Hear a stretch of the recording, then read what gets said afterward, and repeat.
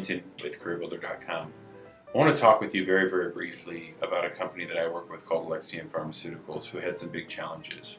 They had all sorts of different positions with the organization, entry-level administrative positions, engineering roles, and even some tough biological roles that required advanced degrees and advanced experience and advanced linguistics, to the point where there might have only been 8 to 10 of these candidates across the United States that were able to fit the company's particular candidate profile.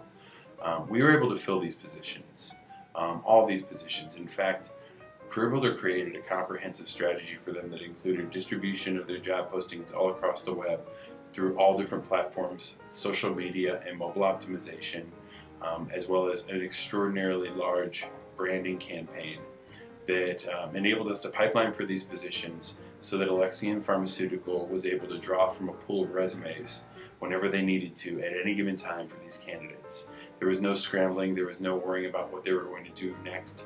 They had a plan in place.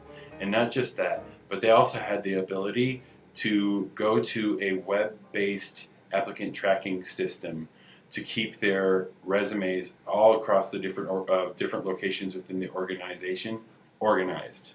They were able to access them through the web at any given time.